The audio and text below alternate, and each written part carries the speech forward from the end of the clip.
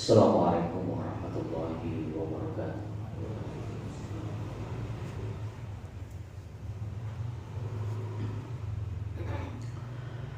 Alhamdulillahilladzi anzala 'ala 'abdihi al-kitaba wa lam yaj'al lahu 'iwaja qayyiman liyunzira ba'san shadidan min ladunhu wa yubashshira al-mu'minin alladzina ya'maluna as-salihati anna lahum ajran hasanah.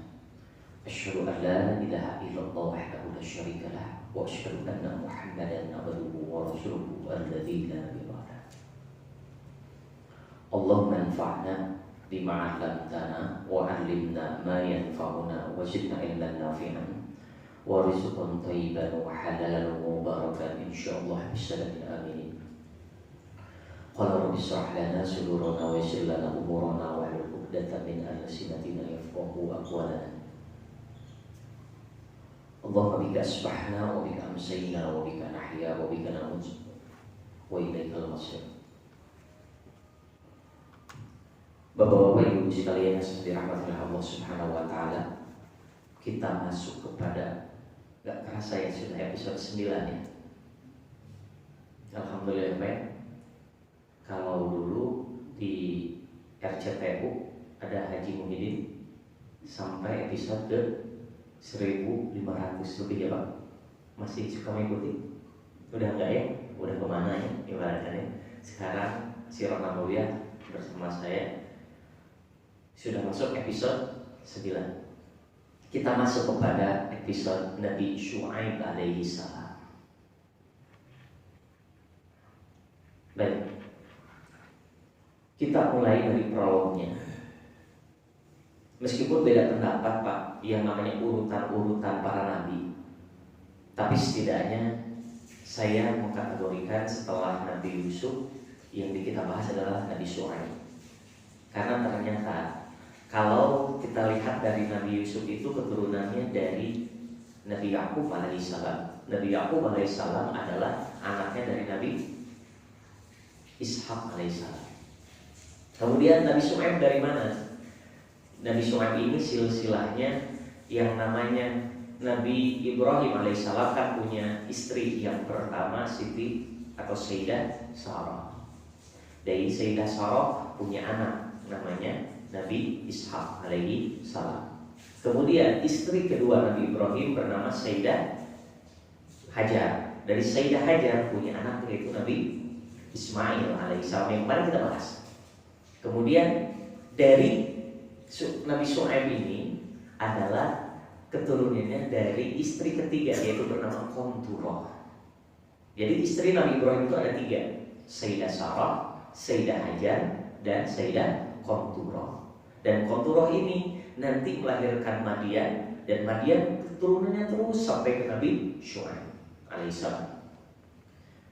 Kita mulai prolognya. Ibnu Humaid meriwayatkan, setiap kali Rasulullah menyebut nama Syu'aib, beliau seringkali berkata, dia adalah pengkhotbahnya para nabi. Beliau mengatakan ini karena keindahan cara Nabi Syu'aib dalam berkhutbah. Jadi Rasulullah pernah menyebutkan di dalam hadisnya bahwasanya yang mengajarkan tentang apa? Tentang hebatnya berkhutbah Rasulullah adalah yang menjadi panutannya dan Nabi Syu'aib alaihi salam. Baik Pak, kita mulai. Sudah siap-siap ya? Nanti pertemuan ke-12 kita ujian term ya, karena sudah masuk Pak 12 pertemuan biasanya kita ada ujian ya, insya Allah. Siap-siapkan insya Allah. Ustaz Jai, Pak Basar siap-siap nanti umroh ya, insya Allah. Mau kemana umroh tahun 2000, mudah-mudahan tahun 2022 ini ya berarti ya. 2021 mudah-mudahan sudah bisa dimulai umroh dan hajinya, amin Pak. Kalau enggak ini juga mudah-mudahan di tahun ini juga umroh mudah-mudahan bisa dimulai. Baik Bapak Ibu sekalian, kita mulai. Nama Nabi Syu'aib alaihissalam ini di dalam Al-Quran disebutkan sebanyak 11 kali. Salah satunya di dalam Quran surat Al-Ankabut disebutkan 3 nama Nabi yang diutus kepada kaumnya. karena mereka telah melakukan keburukan di muka bumi. Jadi kaum yang disebut diutus 3 orang nabi kepada kaum yang sangat hesek diatur atau bahasa. Makanya prolognya saya menyebutkan di sini Pak, mukadimahnya kaum Madian. Jadi istilah Madian ini bisa dinisbahkan kepada pengikut yang disebutnya anak siapa? Anak Nabi Ibrahim, yaitu Madian. Kemudian Madian itu bisa dinisbahkan atau dikategorikan dengan satu tempat, disebut Madian. Kemudian apa? Nabi-nabi tersebut adalah Nabi Nuh, Nabi Lut, kemudian Nabi Syuaib. Berarti yang disebut kaum Madian ini 3 orang nabi yang diutus kepada kaum Madian ini, salah satunya di dalam Quran Surah Al-Ankabut disebutkan siapa saja? Nabi Nuh, Nabi Lut, dan Nabi Syuaib. Gimana nih kita ceritanya? Kita mulai Pak. Lembarannya kita mulai. Ahli tafsir Al-Quran disebutkan Ibrahim bin Umar bin Hasan Ar-Ribad bin Ali bin Abi Bakar Asy-Syafi'i Al-Biqai. Al-Biqai bahasanya, bukan Biqai, Biqai pakai qaf. Yang wafat pada tahun 885 Hijriah atau pada tahun 1480 Masehi, atau yang terkenal Syekh ini disebut Al-Biqai, menyebutkan dalam kisahnya ya, dalam tafsirnya, bahwasanya kisah tentang pengutusan Nabi Nuh, Nabi Lut, dan Nabi Syuaib dalam Quran Surat Al-Ankabut konteksnya adalah uraian tentang kebinasaan kaum yang durhaka atau pendurhaka, serta ujian orang-orang soleh yang tidak memiliki penolong dan pendamping dalam kehidupan di dunia ini, baik karena keterasingannya di satu tempat setelah dia berhijrah, maupun karena dianggap remeh oleh kaumnya, karena yang dipercaya mereka hanya sedikit. Jadi Pak, konteksnya kaum Madian ini adalah orang durhaka, orang yang gak mau diatur, kemudian diutus para nabi, tetapi mereka itu sedikit pengikutnya. Makanya disebutkan Pak, ketika Nabi Nuh alaihissalam saja disebut dalam kitab Bidayah wa Nihayah, yang ikut ke kapal bersama binatangnya saja dijumlahkan hanya 80 orang. Bahkan Pak, yang disebut kaum Syuaib ini, Madian ini yang mengikuti Nabi Syuaib alaihissalam ini adalah, ada yang disebutkan cuma 3 orang, ada yang disebutkan 6 orang, ada yang disebutkan 7 orang, sampai ada sebagian ahli tafsir mengatakan yang mengikuti Nabi Syuaib hanya sekitar paling banyak 10 orang. Bayangkan, ia selalu orangnya 1, 2, 3, 4, 5, 6, 7, 8, 8, 10, 11, 12, 13, 14, 15, 16, 17, 18, 19. Masjidul Awani saja ini ada 13 orang Pak, dibanding dengan kaum Madian elek gitu. Yang ikut kajian saja. Coba bayangkan seorang nabi yang pengikutnya hanya 10 orang di dalam berdakwahnya. Coba kumaha. Siapa yang disebutkan tidak putus asa. Tetapi seorang nabi ini yang harus saya berikan ilmu ternyata Pak. Di dalam Quran Surat Al-Baqarah ayat 185, Allah telah berfirman dalam potongan ayatnya, A'udzubillahi minasyaitonir rajim. Yuridullahu bikumul yusra wa la yuridu bikumul usra. Kalau kita yakini ayat itu, jangan mengedepankan logika terlebih dahulu, tapi gunakan logikanya Allah. Beda logika manusia dan logika Allah. Karena logika manusia selalu mengedepankan akalnya, dan akalnya selalu apa? Dibarengi hawa nafsu. Beda dengan logika Allah. Apa kalimatnya? Allah menghendaki bagi setiap hamba itu kemudahan, dan Allah tidak menghendaki bagi setiap hamba itu kesulitan. Konteksnya apa? Pak Ustadz, kenapa hidup kita sulit terus? Mendidik anak sulit, membangun dikatakan masjid sulit, membangun generasi muda sulit, bahkan Pak Ustadz untuk ngajak kebaikan saja sulit. Berarti secara tidak langsung kita tidak meyakini yang disebut ayat Quran surat Al-Baqarah ayat 185. Karena konteksnya adalah Allah menghendaki bagi setiap hamba itu kemudahan, bukan kesulitan. Apa yang bikin kita sulit? Ternyata mindset kita yang melihat tantangan itu tidak mau dulu berjuang sebelum kita melakukannya. Pak Bu, sebagai contoh, kalau para nabi melihat hasil dari berdakwahnya ini, berarti secara tidak langsung kesimpulannya mungkin kita bisa mengartikan para nabi gagal. Masa cuma 10 orang? Tetapi konteksnya apa? Bukan itu. Tetapi konteksnya para nabi bukan melihat hasil, tapi yang dilihat adalah rahmatun minallah, kasih sayang Allah. Kalau bahasanya seperti ini, buat apa yang disebut pengikut banyak, tapi bahasa Jermannya ngayuhkeun? Buat apa banyak disebut jemaah, tapi ternyata jemaahnya bikin kacau? Lebih baik bahasanya ada 3 orang, tapi semua yang bekerja sama, akhirnya menjadikan jemaah-jemaah yang lain faham dan mau ke masjid, dan mau artinya tahu bahwa masjid itu bukan hanya sarana untuk ibadah, tetapi digunakan sebagai musyawarah. Dulu zaman Rasulullah itu sebagai digunakan untuk latihan main pedang. Kemudian apalagi musyawarah, merumuskan organisasi, merumuskan peran dan yang lainnya. Karena kenapa?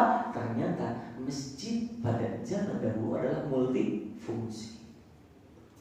Sekarang semakin menyempit. Kenapa masjid hanya digunakan untuk ibadah saja? Secara tidak langsung, buat apa masjid dinyaman-nyamani kalau hanya untuk ibadahnya saja?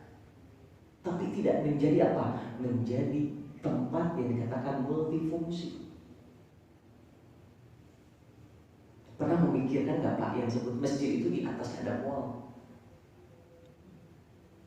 Boleh nggak Pak Ustaz? Boleh. Kalau menurut saya. Jadi masjid punya fasilitas mall. Kemudian di atas masjid ada yang disebutnya kelas-kelas, silahkan. Di masjid sebagai apa? Di atasnya ada hotel, silahkan. Boleh. Hotel, tapi hotel yang syar'i. Ternyata semakin kesini masjid itu sebagai apa? Penyempitan makna. Hanya untuk tempat sujud saja. Karena istilahnya masjid, tempat sujud. Makanya konteksnya Pak, kalau misalkan para nabi melihat hasilnya saja, berarti secara tidak langsung, buat apa cuma 3 pengikut mah? Buat apa 10 pengikut mah? Capek-capek. Buat apa yang namanya Nabi Nuh berdakwah hampir 1000 tahun, yang didapatkan dalam naik satu kapalnya saja 80 orang? Karena tidak itu yang dilihat. Karena yang dilihat oleh nabi-nabi sebelumnya, termasuk baginda kita Nabi Muhammad, bukan hasil. Bagaimana tidak terpukulnya baginda kita Nabi Muhammad ketika Abu Thalib pamannya yang membersamainya, bahkan nyawanya saja mau dikorbankan untuk baginda kita Nabi Muhammad, tetapi di akhir hayatnya Abu Thalib tidak masuk Islam. Apa jawaban Allah? Hidayah itu urusan kami. Untuk kamu sampaikan saja. Kalau Nabi saja meyakini hidayah itu datangnya dari Allah, tapi kenapa kita menggerutu? Aduh, gak bisa mensolehkan orang lain. Pak, gak apa-apa Masjid Nurul Awani kalau misalkan hanya segini, tapi orang berkualitas jadi masalah. Tetapi apa yang dilihat oleh para nabi sebelumnya adalah rahmatun minallah. Rahmat itu kasih sayang Allah. Makanya di sini Bapak Ibu sekalian kita masuk tentang Nabi Syuaib. Nih, saya sebutkan Pak. Nabi Syuaib itu mempunyai jumlah pengikut yang sedikit. Atau menurut ulama tafsir, makanya disebutkan tadi saya menyebut prolognya adalah 3 sampai 10 orang. Makanya umatnya Nabi Syuaib yang mengikuti Nabi Syuaib disebutnya adalah Rahat.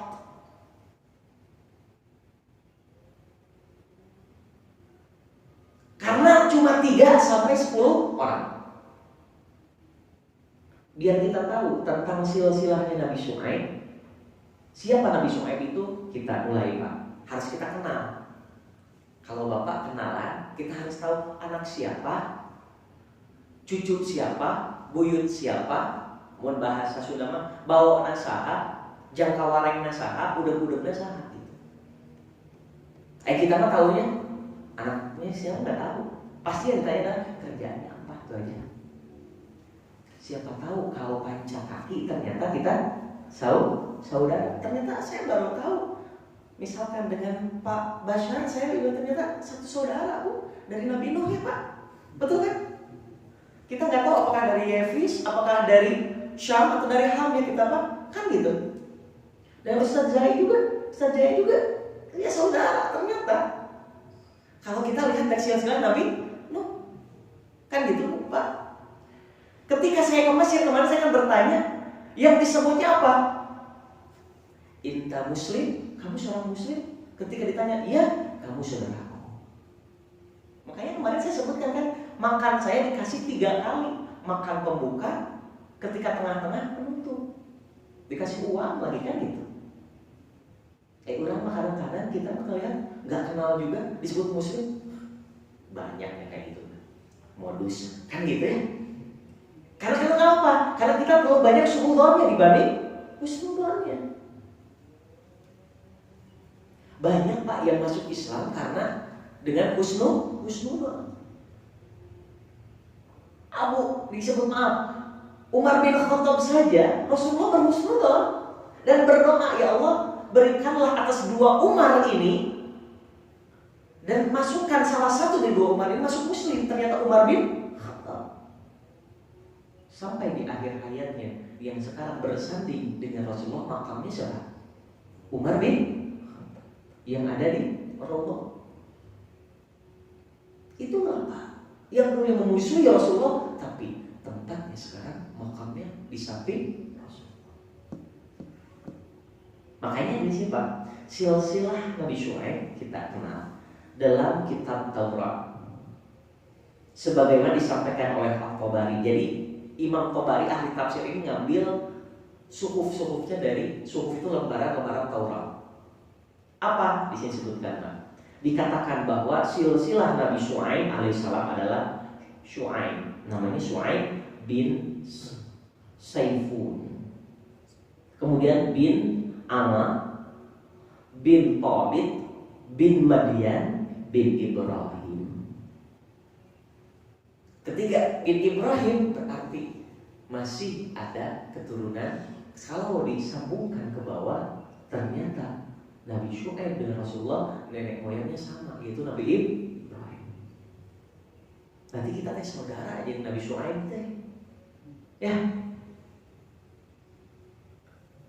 Atau Ibnu Ishaq tidak sependapat katanya. Ini silsilah tidak seperti itu. Wajar Pak yang namanya orang-orang terdahulu ibaratkan siapa nama-namanya kan ahli sejarah juga menyebutkan dalam kitab-kitab yang lain juga ada. Ibnu Ishaq tidak sependapat, menurutnya silsilah Nabi Syuaib itu adalah Syuaib bin Mikail, dan Mikail adalah salah satu keturunan dari Madian. Jadi bedanya apa? Jadi dari Tobit, kalau ini mah Tobit, kalau misalkan Madian langsung ke Mikail. Atau malaikat, bukan Mikail beda. Nah, At-Tabari ini mengambilnya dari mana? Dari referensinya Tarikh Rasul wal Mulk yang diterjemahkan Pak, bahasanya ini sekarang diterjemahkan ke bahasa Inggris oleh William M. Bryner, State University of New York, ya posisinya tahun 1987. Ternyata Inggris saja menerjemahkan Maaf, di sini New York ya Pak, oleh William Inggris Pak, menerjemahkan tentang tafsir At-Tabari. Dan ternyata Pak, referensi tentang para nabi itu lengkap di dalam tafsir-tafsirnya. Dan tafsir dari mana? Ternyata tafsir itu diambil dari sukuf-sukuf juga. Sehingga dalam ayat Al-Quran, dari mana konteksnya? Ayat ini ngambil dari kitab mana? Betul Pak, yang disebut, karena yang kita tahu tafsir itu hanya Ibnu Katsir, Jalalain. Ternyata banyak. Ada tafsir Al-Qurtubi, ada tafsir At-Tabari, ada tafsir Al-Alusi, banyak. Kalau di Indonesia yang terkenal ada tafsir Al-Misbah karena Profesor Quraish Shihab. Nah inilah Pak, kita mengenal siapa yang disebut dengan kaum Madian. Disebutkan dalam Al-Quran Pak, dalam Quran surat Al-A'raf ayat 85. Boleh dicatat nanti. Yang terjemahannya seperti ini.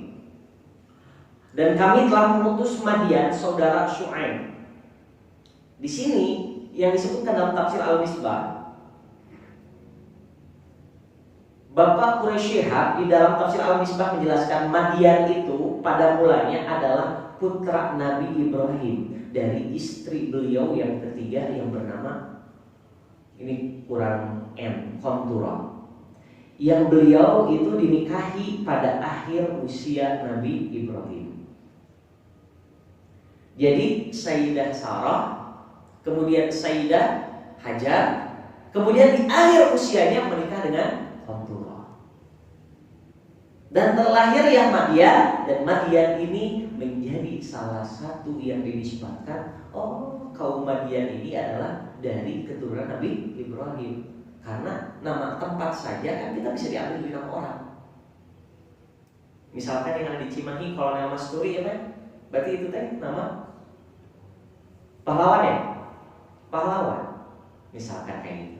Kemudian ini juga sama Madian, maka pengikutnya mengikuti Madian, karena Madian mengajarkan tauhid dari bapaknya yaitu Nabi Ibrahim, sehingga disebut dengan kaum Madian. Dan tempatnya disebut Madian.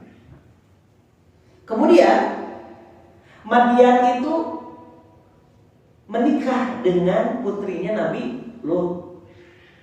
Berarti secara tidak langsung dengan ada menantu yang menjadi nabi, ada mertua yang jadi nabi. Iya, maka kadang-kadang mertua yang menantu itu pegotrok-gotrok. Menantu sulit untuk dibangunkan sholat subuh. Kadang-kadang mertua yang sulit dibangunkan sholat subuh. Akhirnya apa? Tidak sepenuhnya. Akhirnya tidak satu tujuan. Tapi zaman dulu Nabi Lut punya putri nikah dengan Madian. Kemudian selanjutnya, kalimat Madian ini difahami dalam arti satu keturunan Madian, yaitu putranya Nabi Ibrahim. Suku Madian ini tinggal di pantai Laut Merah sebelah tenggara Gurun Sinai. Jadi sebelah tenggaranya Gurun Sinai, Sinai itu berada di Mesir. Kalau dalam istilahnya Laut Merah itu, kalau anggap kita di Indonesia seperti pantai selatan lah.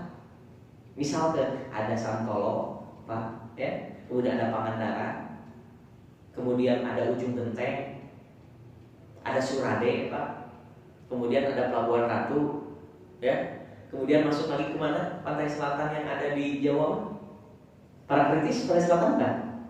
Pantai selatan juga ya, bukan pantai utara di Indramayu ya, kan kayak gitu kan? Nah, posisinya Laut Merah pun sama. Negara-negara yang dilewati Laut Merah, ketika kita berangkat umroh kemana? Ke Jeddah, itu juga Laut Merah. Kemudian di Mesir juga Laut Merah. Kemudian di sebelah tenggara yang disebut di sini adalah Madian itu adalah berbatasan dengan sebelah tenggaranya Gurun Sinai juga Laut Merah. Makanya disebutkan para nabi di mana? Ya ternyata kenapa? Istilahnya para nabi kenapa menyebarkannya dekat laut? Karena dari laut itu bisa kita menyeberang ke negara-negara yang lain. Makanya pantas ketika dalam sejarahnya Indonesia lahir kaum muslimin ini adalah banyak dari para pesisir-pesisir pantai. Karena dulu pesisir pantai itu sebagai pelabuhan, dan di sanalah bukan hanya berdagang, ternyata dalam sejarahnya bukan berdagang dulu. Karena niatan orang menyebarkan Islam itu adalah karena Islamnya dulu, baru berdagangnya dimulai. Sama seperti para nabi, dulunya juga sama seperti itu. Nah, di sini bahwasannya diyakini, yakni antara Hijaz, tempatnya itu di Tabuk, yang mana di sana Tabuk itu adalah satu tempat di Saudi Arabia yang kini itu adalah Teluk Aqabah, dan kita kenali dengan perang Tabuk, yang mana menurut sejarawan populasinya sekitar 25.000 orang. Ini Pak sejarah tentang Madian. Kemudian sejarah lainnya bahwasannya Ibnu Katsir menyebutkan dalam kitabnya Qisas Al-Anbiya. Qisas Al-Anbiya itu adalah tentang, atau Qasas Al-Anbiya, tentang kisah-kisahnya para nabi, menyebutkan bahwasannya orang Madian itu adalah suku Arab yang tinggal di negara Ma'an. Jadi orang Arab yang tinggal di negara Ma'an yang sekarang berada di sebelah wilayah Suriah Raya atau Syria. Jadi orang-orang Madian ini yang menjadi awal cikal bakal negara Suriah. Kemudian mereka memberikan ukuran yang dikurangi. Inilah Pak yang disebut kenapa Nabi Nuh, kemudian Nabi Lut, kemudian Nabi Syuaib berceramah atau ibaratkan berdakwah kepada kaum Madian. Ini ciri-ciri kaum Madian yang negatifnya. Mereka memberikan ukuran yang dikurangi. Kemudian memuji barang-barang yang mereka itu melebihi nilai yang sebenarnya. Kalau bahasa nama, membagus-baguskan barang padahal jelek. Kemudian menyembunyikan cacatnya. Mereka suka berbohong kepada pembeli mereka sehingga bisa dikatakan mereka telah melakukan penipuan. Jadi kebiasaan orang Madian adalah orang yang buruk dalam bertransaksi. Jadi zaman dulu Pak, yang namanya transaksi buruk itu, kenapa masalah syariat dibahas tentang transaksi jual beli? Karena dari zaman dahulu, dari kaum Madian sudah terjadi. Dan disebutkan juga dalam surat Al-A'raf, dan kami telah mengutus kepada Madian saudara mereka Syuaib. Kemudian dia berkata, wahai kaumku, sembahlah Allah, tidak ada bagi kamu satu Tuhan pun selainnya. Sungguh telah datang kepada kamu bukti yang nyata dari Tuhanmu.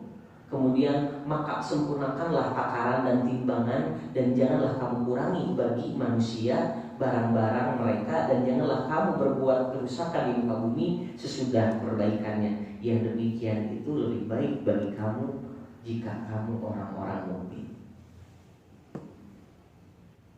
Inilah Pak dasar-dasar kenapa Nabi Syuaib diutus kepada kaum Madian, yang ternyata kaum Madian ini pada akhirnya dibinasakan. Jadi para nabi terdahulu Pak, kalau misalkan tidak beriman, kaumnya dibinasakan. Yang paling ibaratkan sampai sekarang umat Nabi Muhammad, ibaratkan meskipun Nabi Muhammad telah wafat, tetapi Nabi Muhammad rahmatan lil alamin, sampai sekarang umat Nabi Muhammad itu masih ada. Dan disebutkan dalam hadis, ternyata keutamaan kita menjadi umat Nabi Muhammad, kita sebagai umat yang pertama kali dihisab, padahal kita sebagai umat terakhir. Indah ya Pak, lahir pada umat Nabi Muhammad tapi dihisabnya lebih dulu. Tapi jangan asiknya dihisab lebih dahulu, bukan itunya. Tetapi bayangkan, kalau saya sudah mengilustrasikan seperti ini, bayangkan kalau misalkan yang namanya sekarang, jumlah manusia sekarang yang ada di muka bumi ini ada 7 miliar kurang lebih. 7 miliar. Misalkan satu orang mempertanggungjawabkan 1 detik saja tentang amal selama di dunia, berarti 7 miliar detik itu berapa tahun? Dibagi 60, 230 tahun ya? Ada 230 tahun? 230 tahun kalau seseorang itu setiap satu orang 1 detik. Coba bayangkan, itu baru 7 miliar. Coba bayangkan umat-umat terdahulu. matahari 10 jengkal di atas kepala kita. Ngantri yang seperti apa yang menghabiskan waktu sampai ribuan tahun. Itu baru yaumul hisab. Mobil yang Bapak pakai, pakaian yang Ibu pakai, handphone. Emang gak bakal ditanya tentang kuota? Pernah berpikir belum? Kuota yang kita habiskan lebih banyak ternyata bikin status di Facebook atau status di Instagram yang tidak karuan, atau lebih banyak kita mengkaji Al-Quran dengan para kisah-kisah yang para nabi? Lebih banyak mana? Yang meramaikan di grup yang ada bikin perpecahan. Kalau orang beda akan perpecahan tersukup. Tetapi kalau ini Pak, kuota itu akan ditanya. Misalkan kita menghabiskan dalam 1 bulan itu minimal misalkan 5 giga, berarti 5 giga itu akan ditanya setiap kilobaitnya dihabiskan untuk apa? Apakah lebih banyak melihat hal-hal yang positif atau lebih banyak melihat hal-hal yang negatif? Apakah lebih banyak menonton video-video yang menjadikan inspirasi buat kemajuan Islam? Apakah lebih banyak kita melihat video-video yang jauh dari kemajuan Islam? Kuota saja baru seperti itu Pak. Belum pulsa, belum handphonenya. Pak Ustadz kan saya mau nggak ngabisin kuota, saya mau kan wifi ya. Berarti selama itu wifi yang kita ikut di sana Pak Bu. Apalagi wifi nang masjid, bari-bari ibaratkan apa? Melihat sesuatu yang tidak dianjurkan oleh Islam, berarti saya tidak langsung. Kesalahannya 2. 1, menggunakan wifi masjid tidak pada tempatnya. Yang kedua, disalahgunakan untuk hal-hal yang negatif. Itu baru kuota. Kemudian ban Pak, ban yang Bapak pakai dalam mobil, berputarnya itu menuju kemana? Emang gak bakal ditanya demi Allah apa? Itu suka ditanya. Yang ditanya yang pokok, siapa Tuhanmu, siapa Nabimu, itu masalah pokok. Yang lainnya adalah, makanya disebutkan oleh Nabi kita Muhammad SAW bahwasanya kepada Abdurrahman bin Auf, orang lain akan masuk ke surga itu dalam keadaan lari cepat, kau akan masuk dalam surga dalam keadaan merangkak. Abdurrahman bin Auf nangis. Ya Rasulullah, kenapa aku masuk surga juga ingin kayak mereka dalam keadaan berlari cepat, tapi kenapa aku merangkak? Jawaban Rasulullah apa? Karena harta.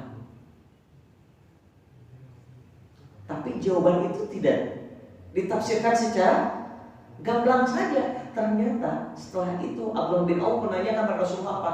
Maka jawaban Rasulullah, kamu bisa masuk ke dalam surga dalam keadaan cepat berlari seperti orang-orang karena hartamu. Maka hilangkanlah cinta duniamu, karena itulah yang mengakibatkan dirimu masuk ke dalam surga dalam neraka. Makanya Abdullah bin Auf itu sedekahnya itu lupa 100%. Jadi istilahnya sahabat dari dulu mah bukan langsung ibaratkan ketika jual beli itu, lihat dulu untungnya berapa, baru disisihkan 2,5%. 2,5% saja Pak, kalau setiap orang menyisihkan, demi Allah Pak, ya namanya umat muslim tidak ada yang miskin. Kalau semuanya ikut 2,5% saja, banyak yang tidak menunaikan. Yang namanya sahabat Pak, ketika bangun masjid, saya ke depan, saya yang bikin kubahnya, saya yang bikin misalkan tiangnya, pondasinya langsung. Kalau bahasa dulu mah, saya bikin AG-nya, angin gurunnya, bisa gitu. Sekarang so aku bikin ini lama, Masya Allah. Karena kenapa? Karena girohnya kita masih memiliki bahwasanya kalau saya disumbangkan, istri anak saya makan apa nih? Kemudian kalau dalam berbisnis, ada jarang Pak, saya menemukan ibaratkan yang muda pun suka menyebutkan kalau bisnis itu saya langsung aja, langsung pertama kali, karena dia berpendapat bahwasanya bisnis ini dengan Allah berarti yang memberi keuntungan adalah Allah. Karena yang diyakini adalah ganti logik, yaitu logika Tuhan, yaitu logika Allah, bukan logika manusia. Baik, Bapak Ibu sekalian yang dirahmati oleh Allah Subhanahu wa taala. Dari ayat tadi, dari ayat Al-A'raf ayat 85, maka ahli tafsir berpendapat Nabi Syu'aib menekankan 3 hal pokok setelah tauhid. Jadi dari Nabi Adam sampai Nabi Muhammad mengajarkan tauhid. Tetapi kondisi setiap umat berbeda. Kalau Nabi Lut adalah, tahu sendiri ya, kalau Nabi Lut itu adalah kaum Sodom, yang terkenal dengan kalimat sekarang sodomi, homoseksual, kemudian lesbi. Itu sudah terjadi pada zaman nabi-nabi sebelumnya. Nah, yang terjadi pas zaman Nabi Syu'aib ini adalah pertama, memelihara. Harusnya adalah di sini adalah ahli tafsir mengatakan tugas Nabi Syu'aib selain meluruskan tauhid, tugasnya adalah memelihara hubungan harmonis, khususnya interaksi ekonomi dan keuangan. Jadi yang namanya perbankan dari dulu sudah diatur, Pak. Jadi kita baru tahu perbankan itu kan zaman Rasulullah, bukan, ternyata jadi zaman Nabi Adam perbankan, dan diteruskan yang paling parahnya pas zaman Nabi Syu'aib ini adalah perbankan. Kemudian apa lagi? Yang kedua adalah memelihara sistem kemaslahatan masyarakat secara umum, keadilan sosial, Pak. Kemudian yang ketiga adalah kebebasan beragama. Jadi dari dulu zaman Nabi Adam sampai Nabi Muhammad, Pak, tidak ada kata istilah Islam itu adalah mengajak setiap orang dalam keadaan atau dalam memaksa, tidak ada. Maka ditegaskan dalam ayat Al-Quran ini adalah la ikraha fiddin, tidak ada paksaan untuk masuk agama Islam. Maka kalimatnya turunlah Quran surat Al-Kafirun, qul ya ayyuhal kafirun, wahai orang-orang kafir. Katakanlah, atau misalkan katakanlah oleh kaum Muhammad sallallahu alaihi wasallam kepada orang-orang kafir, la a'budu ma ta'budun. Kan orang kafir pada waktu itu, kafir Quraisy mengajak, ya sudah Muhammad, kalau seperti ini kamu tetap menyebarkan agama kamu, ya sudah, kita saat ini adalah seminggu beribadah dengan Tuhan kamu, dan nanti seminggunya kamu ibadah dengan Tuhanku. Lawan secara logika, aman, ya tenang, kan gitu ya. Tapi tidak, karena prinsip akidah ini berbeda. Maka turunlah Quran surat Al-Kafirun, qul ya ayyuhal kafirun, katakanlah oleh kaum Muhammad kepada orang-orang kafir, la a'budu ma ta'budun, aku tidak menyembah apa yang kalian sembah, wala antum abiduna ma'abud, dan engkau tidak menyembah apa yang aku sembah. Makanya di akhir ayatnya kalimat yang paling ibaratkan elegan, jawaban Al-Quran, kalimatnya adalah lakum dinukum waliyadin. Kalau bahasanya adalah bapak, ibu, misalkan waktu itu kafir Quraisy, maka kalau sekarang bagi kamu agamamu, bagiku agamaku. Jadi istilahnya tidak ada pemaksaan. Kalau kalimatnya ternyata, ya sudah, saya seminggu ikut kamu, terakhirnya adalah kamu ikut saya, itu kacau. Makanya di dalam dakwahnya para nabi terdahulu pun tidak ada yang disebutnya pemaksaan untuk masuk Islam. Jadi diajarkan yang namanya silakan untuk mengambil agama, yang pernah disampaikan saja. Tetapi apa yang terjadi? Nanti saya akan bahas tentang piagam Madinah, Pak. Kalau masuk kepada sirah nabawiyah tentang Nabi kita, Nabi Muhammad SAW, piagam Madinah itu begitu indah. Bagaimana mengatur antar umat yang beda agama, tetapi ternyata umat-umat yang ternyata bukan Islam ternyata mengikuti aturan Islam. Ada disebutkan dalam piagam Madinah. Baik, Bapak Ibu sekalian sekalian dirahmati oleh Allah Subhanahu wa taala, ada waktu sekitar 10 menit. Apakah ada pertanyaan? Silakan saya berikan. Karena kita masuk nanti kepada part kedua tentang Nabi Syu'aib saja, kita ada 3 episode. Ada pertanyaan? tanya?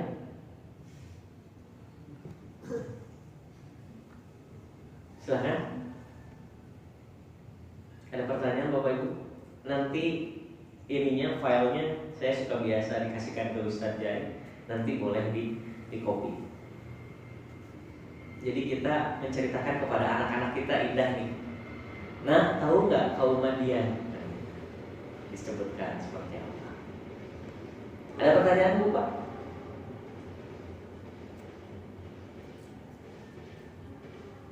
Kalau sulit untuk bertanya, dibuka dulu maskernya biar bisa bertanya.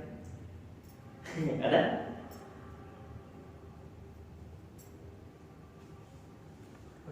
Iya, silakan.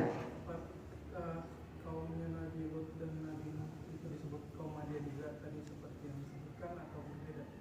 Baik, kita masuk Pak. Kalau tidak salah saya pernah menceritakan tentang Nabi Nuh ya Pak. Nabi Nuh di episode ketiga.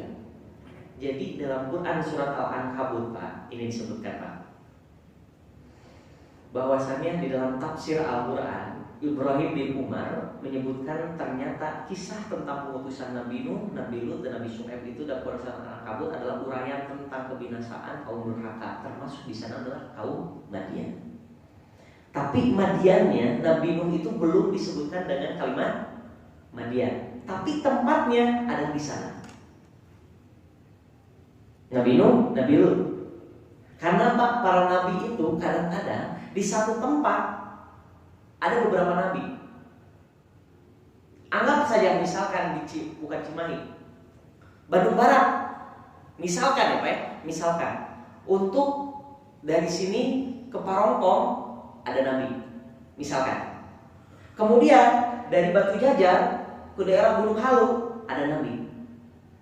Kemudian masuk lagi Bandung Barat mana lagi Pak?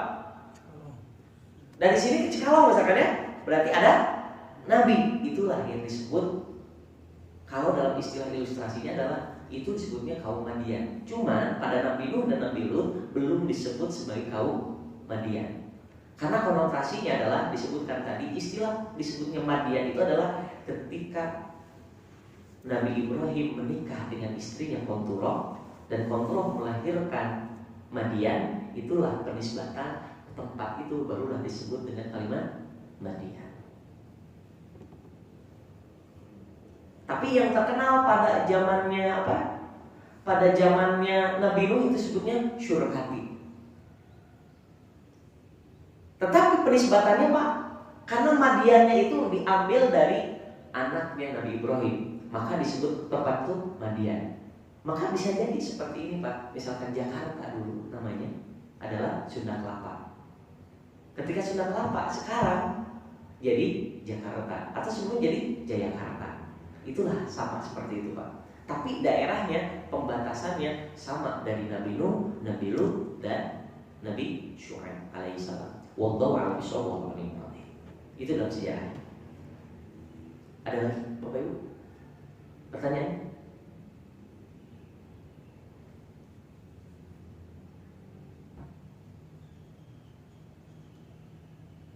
Tidak ada?